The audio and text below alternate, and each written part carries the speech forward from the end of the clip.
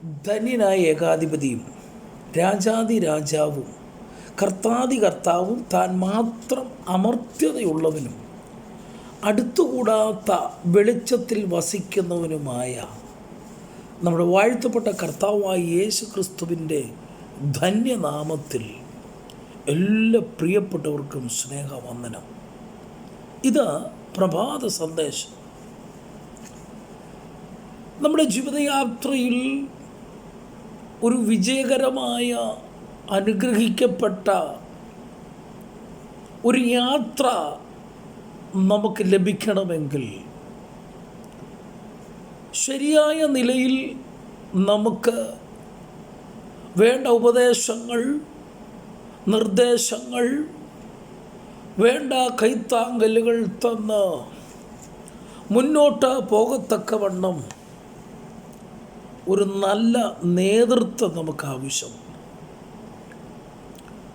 നമ്മെ നയിക്കുന്ന നേതൃത്വം, അല്ലെങ്കിൽ നമുക്ക് വേണ്ട ഉപദേശം തരുന്ന നേതൃത്വം, അത് വിജയകരമായി ചെയ്യുവാൻ അവർക്ക് കഴിഞ്ഞില്ലെങ്കിൽ ഇവൻ നേതൃത്വം മുതൽ അടിത്തട്ട് വരെ പരാജയത്തിലേക്ക് പോകുവാനിടയായിത്തീരും. എബ്രായ ലേഖനം നാം പഠിക്കുമ്പോൾ അതിൻ്റെ 12-ാം അധ്യായത്തിൻ്റെ 2-ാം വാക്യത്തിൽ നമുക്ക് ഇങ്ങനെ കാണുവാൻ കഴിയുന്നു: വിശ്വാസത്തിൻ്റെ നായകനും പൂർത്തി വരുത്തുന്നവനുമായ യേശുവിനെ നോക്കുവീൻ. അവിടെ നമുക്ക് കാണുവാൻ കഴിഞ്ഞൊരു കാര്യം, അപ്പോസ്തലൻ പറയുകയാണ്, നിങ്ങൾ യേശുവിനെ നോക്കുക. വേറെ ശിഷ്യന്മാരെയോ അപ്പോസ്തലന്മാരെയോ മറ്റാരെയും നോക്കുവാൻ അവിടെ താൻ ആവശ്യപ്പെടുന്നില്ല. അവിടെ ശക്തമായി നമുക്ക് കാണുവാൻ കഴിഞ്ഞത്, നിങ്ങൾ യേശുവിനെ നോക്കുക. Looking and Jesus. എന്താണ് അതിൻ്റെ പ്രത്യേകത എന്ന് അവിടെ നമുക്ക് കാണുവാൻ കഴിയുന്നു. ഒന്ന്, യേശു അവൻ വിശ്വാസത്തിൻ്റെ നായകനാണ്. Is the author of our faith. 2, അവൻ പൂർത്തി വരുത്തുന്നവനുമായ ദൈവമാണ്. Finisher of our faith. അതുകൊണ്ട് തീർന്നില്ല. യേശുവിനെ കുറിച്ച് പറയുമ്പോൾ ആ വാക്യത്തിൽ ഇങ്ങനെ പറയുന്നു: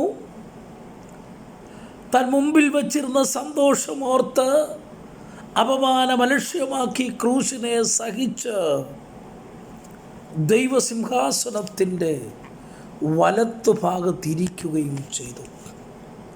അപ്പോൾ യേശുവിൻ്റെ പ്രത്യേകതകൾ നമ്മൾ പഠിക്കുമ്പോൾ, 1, വിശ്വാസത്തിൻ്റെ നായകൻ; 2, പൂർത്തി വരുത്തുന്നവനുമായ ദൈവം; 3, തൻ്റെ മുമ്പിൽ വച്ചിരുന്ന ഒരു സന്തോഷം, തന്നെ ഏൽപ്പിക്കപ്പെട്ട ദൗത്യം, അത് പൂർത്തീകരിക്കുക എന്നുള്ള വലിയ ലക്ഷ്യബോധത്തോടെ യാത്ര ചെയ്തവൻ.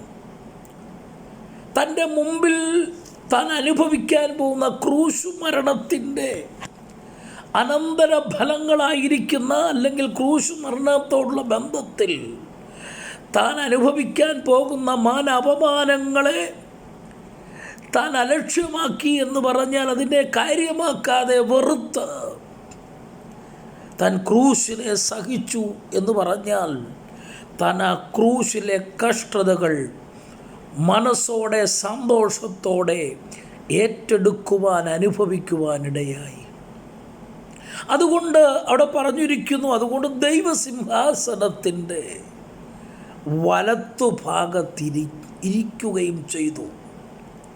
അപ്പോൾ നമുക്ക് യേശുവിനെ കുറിച്ച് ഈ വാക്യത്തിൽ പഠിക്കുമ്പോൾ ഇങ്ങനെ പഠിക്കുവാൻ കഴിയുന്നു: 1, അവൻ വിശ്വാസത്തിൻ്റെ നായകൻ, പൂർത്തി വരുത്തുന്നവൻ, തൻ്റെ മുമ്പിൽ വച്ചിരുന്ന സന്തോഷം ഏറ്റെടുത്ത് അപമാനത്തെ കാര്യമാക്കാതെ ക്രൂശ് മരണം ഏറ്റെടുത്തപ്പോൾ ദൈവസിംഹാസനത്തിൻ്റെ വലത്തുഭാഗത്ത് അവൻ സ്വസ്ഥനായി അവൻ പദവിയിലിരിക്കുവാനിടയായി.